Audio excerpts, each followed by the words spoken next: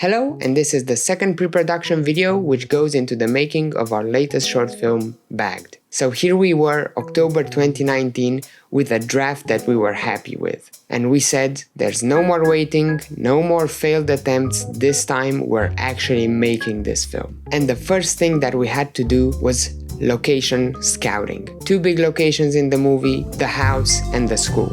And we wrote the script in mind knowing that we would find a school to shoot at, which basically was the school where Karina and I learned. And we are so thankful to the staff and to the director of the school for this, Andrea Berde. So thank you very much for helping us out. The school is very cinematic, which is a huge added bonus. It's got big hallways, big windows, it would look amazing. The bathrooms also look very nice, they're very clean. I really like this sort of color palette with white and those beige-ish tiles. And there was a big problem. Out of all the many bathrooms in the school, I couldn't quite find the one I thought the scenes in the film, so the whole bathroom sequence, would work in. So we had to pick 3 different bathrooms in order to achieve this. So we found the perfect 3 bathrooms where we could shoot and make it appear as if it's one bathroom. And that was a logistical nightmare. But I'm gonna get into that a little later. Now the other location that we needed was the house, and Karina and her family were kind enough to, lend their house out for 2 days to shoot the whole interior scenes for Mary's house. So thank you very much for that. You've been very patient with us. We really appreciate it.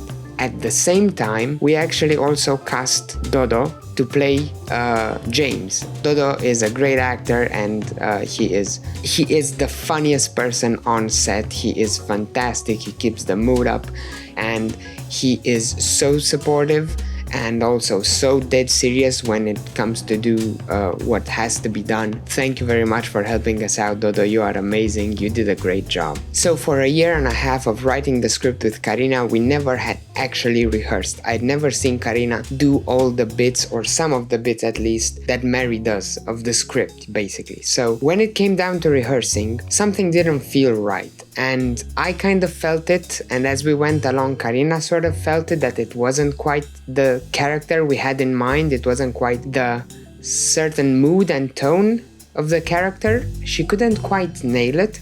And it's not because she isn't a great actress, because she is, but the whole chemistry also with Dodo wasn't quite working.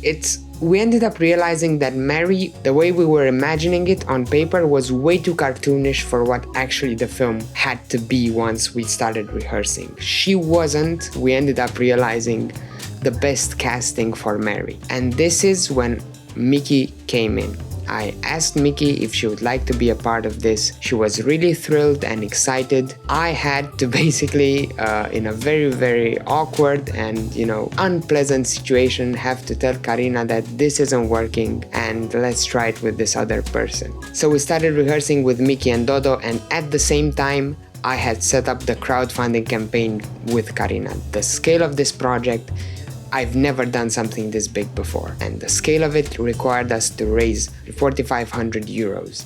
That was a pretty big sum. There was no way I could take that out of my pocket, and thankfully, with a well-planned crowdfunding campaign and with the help of all of our contributors, you have no idea how we owe you everything. You are the best. We absolutely owe you everything. Thank you so much for supporting us. I'm saying this once again. What you see now was made possible by all of you who contributed. So thank you very much. And in the midst of our crowdfunding process, I reached out to a professional actress, Anna Covalciuc, who would play Mary's mother, and she was kind enough to help us out.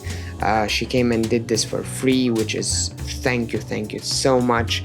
But we're gonna be talking more about Anna and how amazingly kind and professional she is in the respective video when we had the shooting day with her. So then, as our dates sort of neared and the project started to materialize for a shoot period of 3 weekends in January, we started really nailing and sort of closing in on the pre-production, which meant getting costumes, getting props, And of course, there was no way we could fit all of our equipment inside a small bathroom cubicle at school, so we had to custom build one which had removable walls on the sides, but whose door would also open and work, and that was really tricky, and we ended up contacting someone else who helped us out and did the whole bathroom stall thing, and it worked superbly. We made it a little bigger than the actual stalls, but you don't really see that because it's movie magic.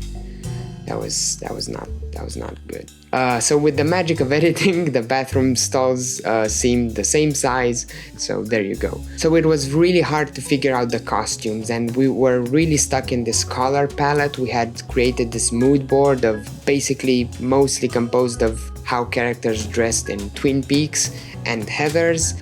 It was this kind of old school way of dressing, even though the film is contemporary, there's smartphones and everything, but the idea was all of the sequences inside of Mary's head happen in this romanticized world in which it's a little old school. That's why it has this warmer feel to it and everything. So really nailing down the wardrobe was me going shopping, which is something that I've never done, and I ended up spending 8 hours shopping. How? It was nuts because I was literally looking, okay, blue shirt, go from store to store, look for a blue shirt that works, then check the price tag. This is too expensive because we need 5 because she's gonna have blood all over her.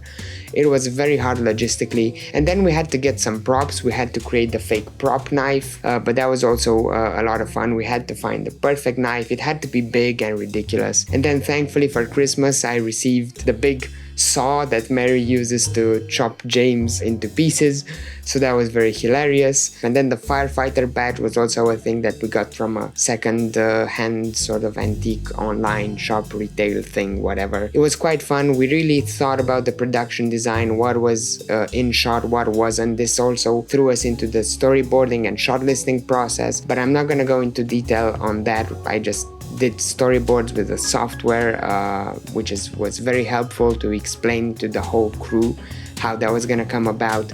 Then we did some camera tests like a week before shooting, and everything sort of came together slowly and logistically. I'm not gonna go into all that because it's really, really complicated and kind of boring if you're not in the middle of it. Okay, so this wraps up the pre-production for the film. In the next videos, we're gonna be going into the production, and that's gonna be a whole lot of fun. It's really epic, really cool, really big scale, so brace for that.